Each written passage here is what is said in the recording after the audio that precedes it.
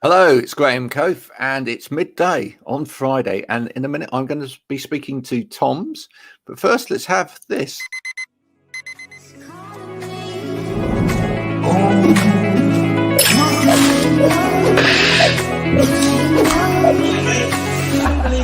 I need to get going, Mel. See you later.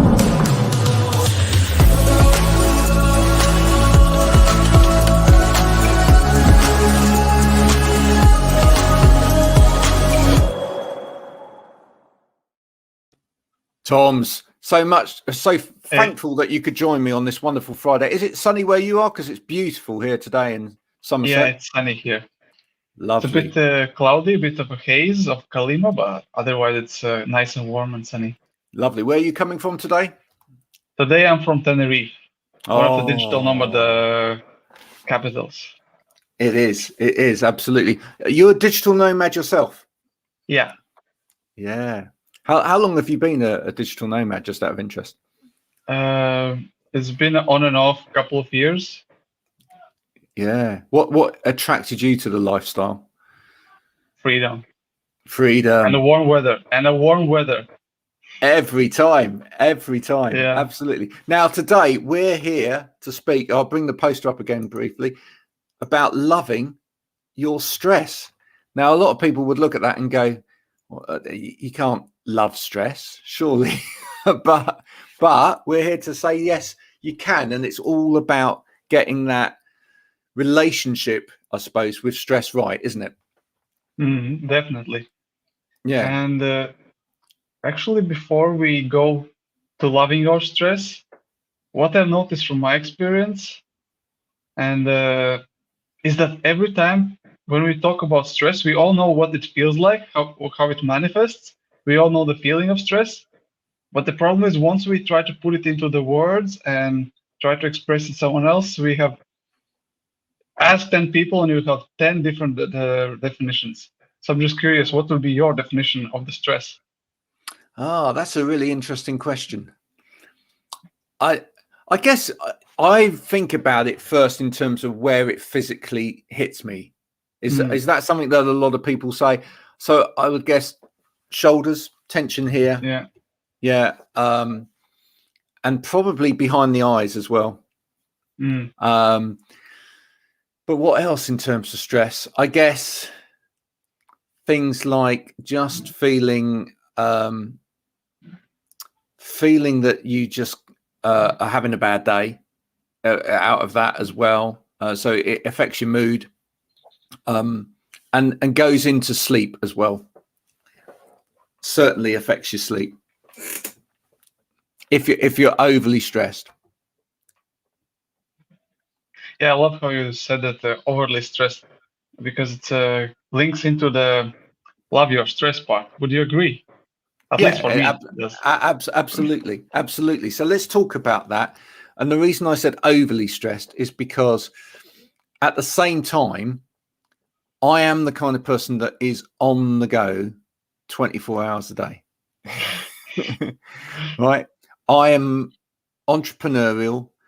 My mind's always going. And for me, I need, whether you want to call it stress, adrenaline, pressure, the positive pressure, whatever you want to call it, I need that in order to, make me do what I do. I'm a very creative person, and that has to have a push in it, And a lot of people, when I talk about what I do and LinkedIn in particular, etc., they will go, yeah, but how do you produce stuff all the time, all day long?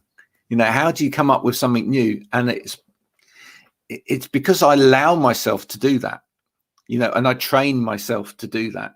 So and you have to have the energy that's created out of that need to do it. In fact, I just got off the phone speaking to someone just now, and I actually said, well, the problem that you've got at the moment is that you're not putting yourself under enough stress.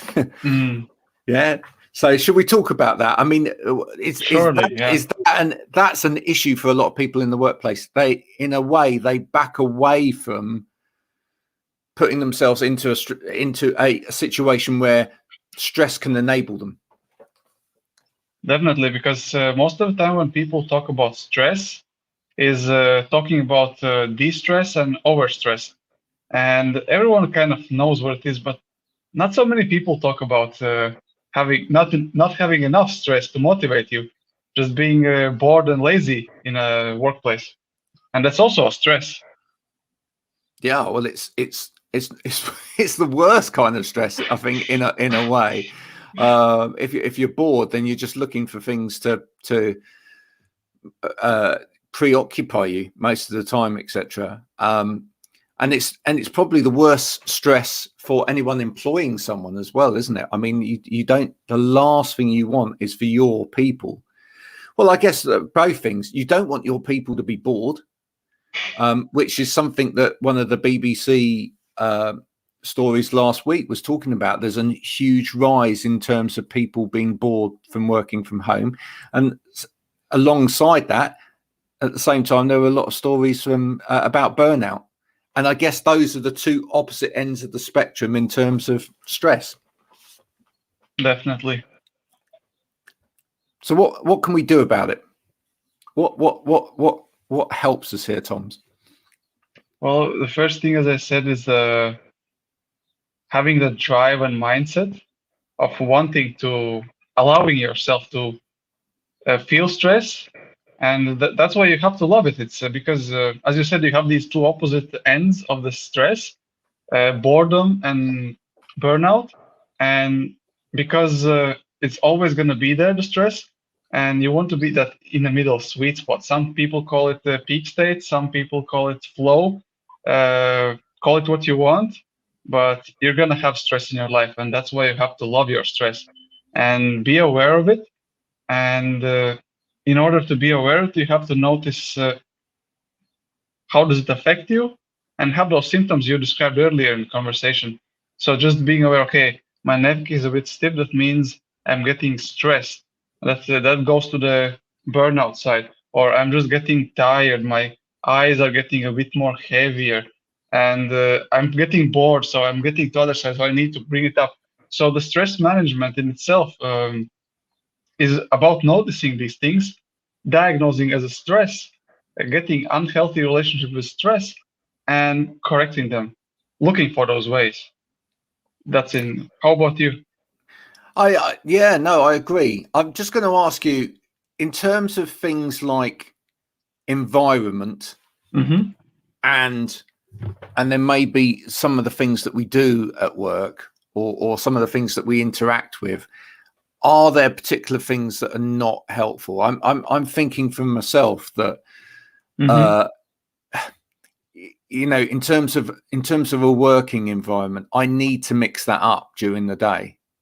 I need to, I've got the ability here to stand and work. I've got the ability to sit and work. I've got the ability to go outside and work, and all of those things really help, both in terms of keeping me psychologically on track in terms of giving me new reference points, but also helping me stay in that flow, if you like, as opposed to getting bored because I'm in the same environment and zone, or getting stressed because I feel too enclosed, if you like. When you've been talking to people about this in the past, is how important is environment? Yeah, I do the same practice as you. It's because the human body is made to move, and if you stay still for too long, no matter how comfortable your chair is, you're gonna make a static stress. And the same for the hands when you type on the laptop.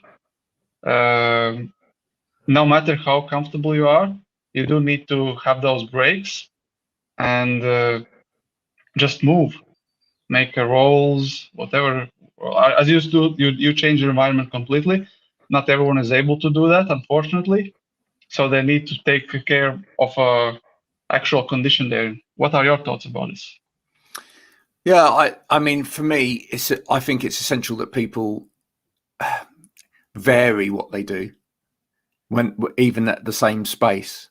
So, you know, there's something I've talked to people about over the years in terms of work environment, which is that a lot of people don't even bother to make changes to their environment before they do another task.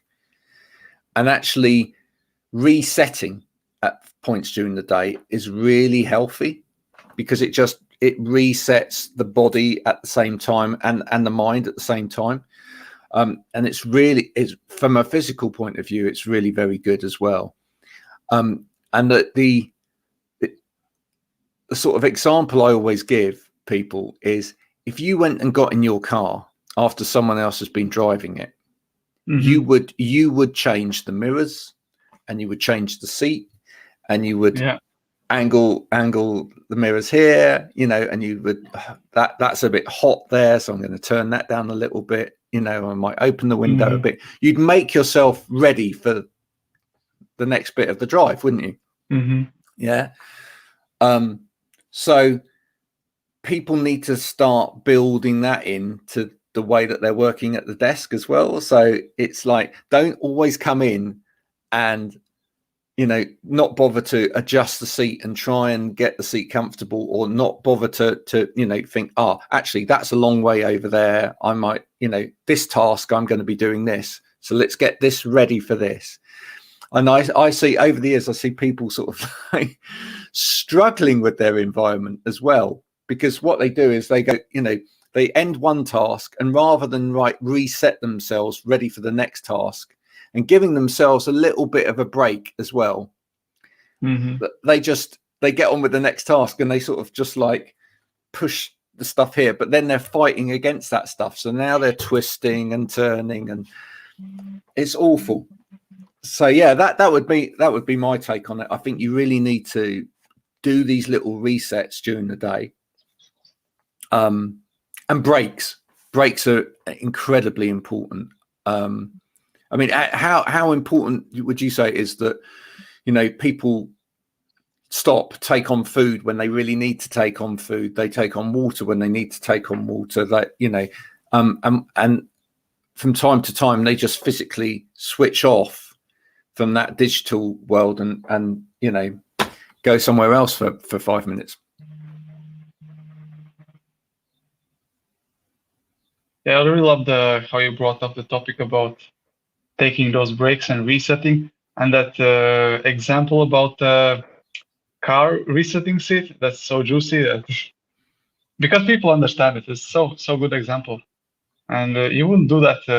You wouldn't drive the car if you're not uncomfortable. You know that you can crash if you don't see the mirrors for it. Same in the resetting. Yeah, absolutely. When people come to you to help them through this kind of experience, and you work with them, what's the one thing that you always see in the way that people are working? Well, the problem is that I don't actually see the people working, because I do the meetings online, and I just see them when they show up to my meetings. So I don't actually see them caught in a crime or caught in action, So that's I cannot really answer this question. How about you? What do you see? Well, the same for me. These days I don't do it. So, but back in the day, I would actually go and observe people working. So I would actually see them doing. But what I'm saying is, from a example of these people that come to you, is there something similar between each of them that you always see? Not physically see, but in terms of their mental, their mental setup, or the type of person. The type of person is the most common theme is that people notice their stress, they know it's there, but it's the mindset. They don't really want to get rid of it. Oh, right. So it's kind of like I have this task, I want to finish it, I'm feeling uncomfortable, and instead of going for a walk, having a reset, making sure that I'm working on a peak performance, no, I rather push myself and keep on focusing narrower on this problem and try to push through it inefficiently, ignoring the stress, instead of taking a break, getting creative, and solving the problem easily. So that's the biggest. And do you think this is actually more of a psychological problem that people have about their place at work? By that I mean, where they fit into the system at work, or do you think it actually comes down from management? Do you think that people feel that management are actually telling them that that's the way they've got to work? Or do you think it's more a case of people assume that managers are watching them and that's the way they've got to work? They've got to be on it all of the time and can't have this balance. It's a good point. I know what you mean, and I think it's a good point, and I think they're both related because it's like a puzzle. The one thing is that you have chemicals, your hormones, adrenaline, cortisol, what actually makes you addicted to having this stress. So you physically and psychologically don't really want to get out of this state once you get into this loop. So that's one factor of it. However, if you have encouraging environment like a boss or a manager who is having the same problem, who is having the same psychology and going through the same thing without managing it, he will expect this kind of behavior to be normal, and he will encourage and say, oh, yeah, what you're doing is right, keep on doing that, keep pushing. And that's like the other side of the coin, where you have these everyone the same, having the same problem, and it's just a peer pressure coming onto you. Oh, that's interesting. Yeah. So actually, it's a cyclical type of thing. Yeah. If your management are stressed, then the people below them are likely to be stressed as well, because because they kind of expect that. I've never thought about it from that point of view, but that's really interesting because they expect that kind of behavior because that's their behavior. Exactly. Right. So in that respect, if people are looking for a way out of this, you'd really like to see managers first in a way. And then the culture, like the managers first, they would lead by example. Yeah. And then of course they need to make sure as a feedback that there's encouraging culture. Right. Absolutely. No, that makes a lot of sense. And I agree with that. And I just before lockdown happened, I was beginning to do quite a lot of work around sort of different management structures as well, because I believe that there's still a lot of very archaic management structures out there, which are very sort of micro management driven and very sort of hierarchical based. And I don't know what you think, but I think maybe more modern agile ways of management, which are sort of more team based as opposed to that hierarchy, and with kind of more sort of checking in on the team and making sure that the team don't have the obstacles in the way are better than just giving people, there's your KPIs, that's what's expected of you, get on with it, etc. And then those KPIs have filtered down, as you say, from management who've got their own KPIs. So they're like, Jeff's got to be doing that, because if Jeff doesn't do that, I don't get my figures for the month, and I'm stressed about my figures for the month, and I've got to do this, etc. And I've got to show the person at the top that I'm doing everything that I possibly can do. So yeah, I believe that how a business is structured, that the more agile it is in terms of its management structure and teamwork, the better it is as well. Is that what you found? Definitely, the structure has to be flexible enough and clear enough for the people to understand. However, I love to think it as a root cause in mindset. So you could have any kind of structure. It's like a tool. You could use hammer to nail the wall, or you could use hammer to hit on your thumbs. Yeah. So, but if your mindset doesn't change, you could use any kind of structure will not make any lasting improvements in the company's productivity, income, or just the happiness and well-being of the employees. So I would say mindset first. And once you have a right mindset, you will start seeing and searching out and accepting the better structures and systems. That's how I see it. That's interesting. Yeah, no, absolutely. So you've got to decide that this is the way that you want to be. Set those standards. And then you in looking for culture change, because you need to imbibe that culture across the organization. That's where you then start looking at what fits in terms of a structure that actually enables us to meet that culture. Yeah, no, absolutely true. And for me, that was where I started looking at things like OKRs and alternative systems from that kind of hierarchical management structure. What amazes me still, though, is the amount of sort of systems, etc., that still have to try and pin you into a hierarchical system. So still to this day, if you buy into an HR system or whatever, it tries to map out the company rather than like in circles, if you like, and in overlapping teams. It tries to map the company structure from there like that. you know, and it's a bit of a it's a bit of a difficult one, really, because I think actually a lot of systems still tear towards a hierarchical system and a micromanaged system, which isn't necessarily the right way to go. Ashley, thank you for joining us this morning. Good morning. I'm Graham. That's what happens when you put a space between someone. I'm not going to get stressed out about it, though, because I'm in the flow and I'm in management of my stress. If anyone's got any questions about stress management or being in the flow, do let us know.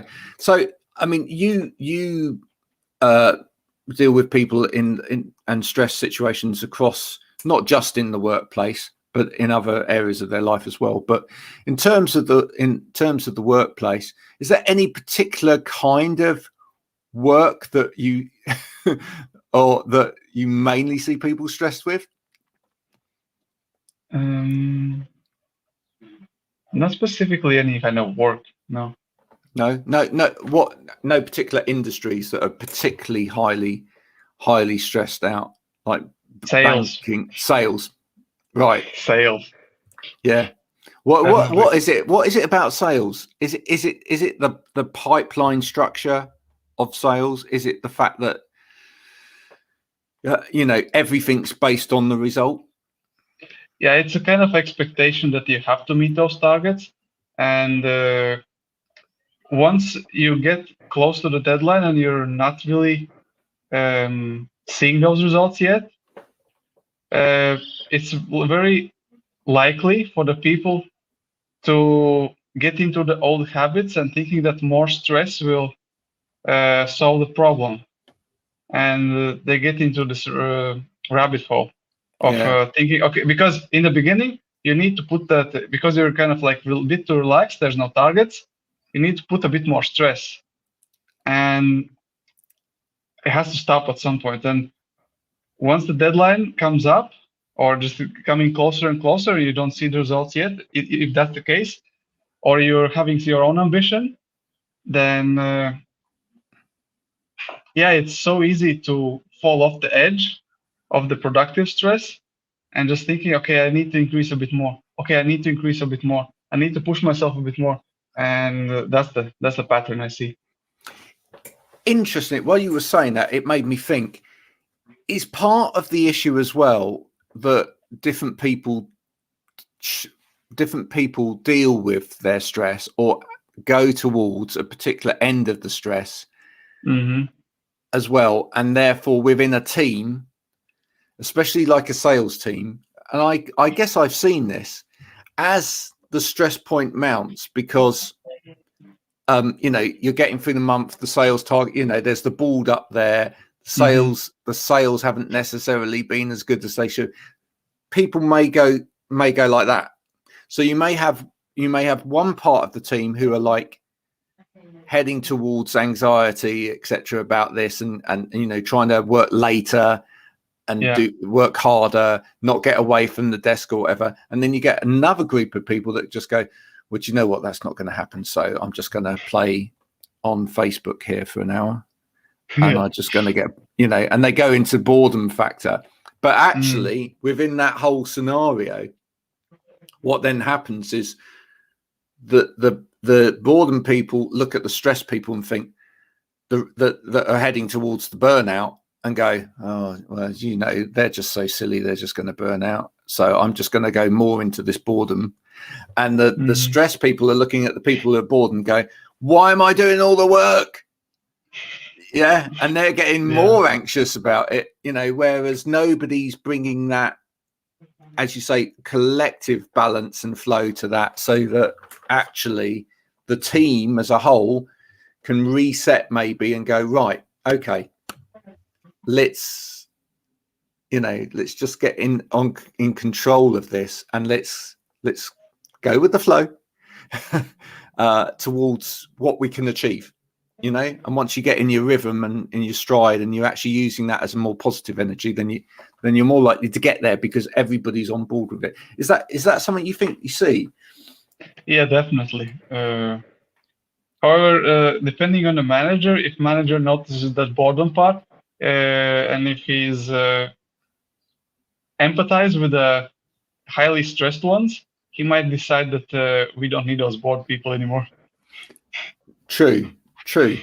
But then again, at the same time, boredom is, as we say, it's a sign of stress in a way as well. So in a way, both people need the opportunity to get that right.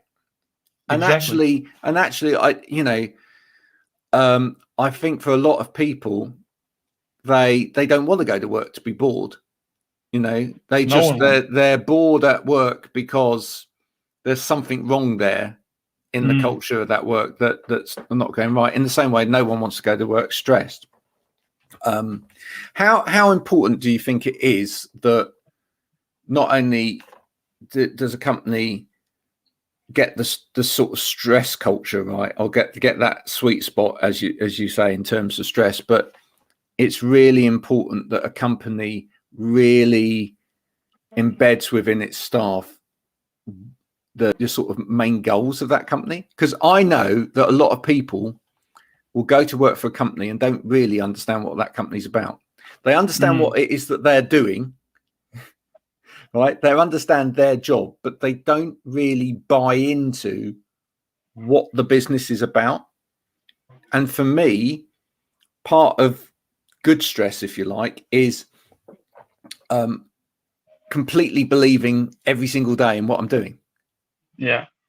And knowing that the bigger objective of what I'm trying to do is worth doing it for, right? Because otherwise, I think if you just think, oh, I'm going to work I've just got to go through these spreadsheets, and I don't really know why I'm doing it, but I'm just doing. I know I've got to do it.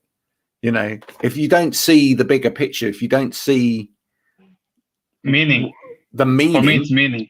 For me, it's meaning. Yeah. So talk to me a little bit about that. What does meaning mean then? What should people be looking for in terms of meaning?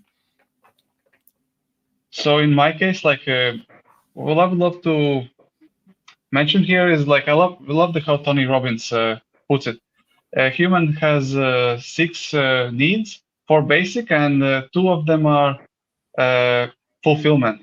So it's certainty, variety, love, connection, significance, love, and love, which is connection, and growth. And depending which ones you value the most, there's where you're gonna try to source your meaning from. Yeah. So if you're really encouraged by getting appreciation, if you value significance a lot, then your meaning will most likely will be sourced by some encouragement from the colleagues, from the boss, saying, "Oh, good job, Toms, you did it well," and you feel more significant. Oh, I'm really great, and that gives a kind of a meaning in your life. And depending where you are in the spectrum here, that's where you're gonna find this. Why I'm actually doing this? Yeah, to feel good. Because as I see it, at the end of the day, it's really simple. And yeah, simple. We all want to feel good. As blunt as it sounds, we all want to feel good. It's the thing that we get the feeling good from different things. And if we don't feeling good, what we're doing, then it's a symptom of not having that meaning, not having that purpose. Why am I actually doing this? And then you lose this part of yourself. And having that satisfaction is that what enables, yeah. Do you know what? That's a great place to end. I think you're absolutely right. And that is why that song resonates so well. Everybody sung that song at one point in their life where I feel good. And you know, that's the truth. Awesome. You know, the reason that part of that lyric of that song resonates so much is because people do want to feel good. And that's what really resonates with people. Toms, you've been a great guest today. Thank you so much for exploring the topic of loving your stress with myself. If people are listening to this and that they feel, you know, that's made an awful lot of sense. That's the kind of culture that we've got at the moment, and it's not particularly healthy.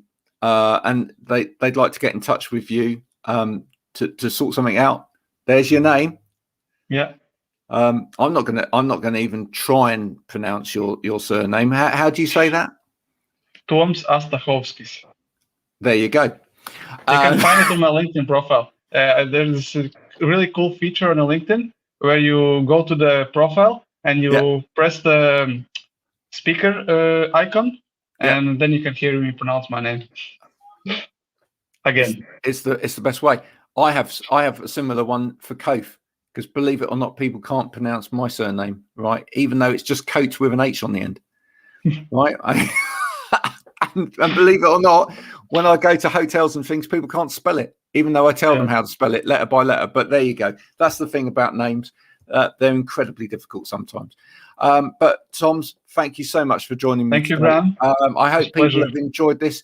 If you've got comments throughout the day as you're watching this on LinkedIn, please put them in the comments, and I'll make sure those comments do get over to Toms throughout the day. Bye for now.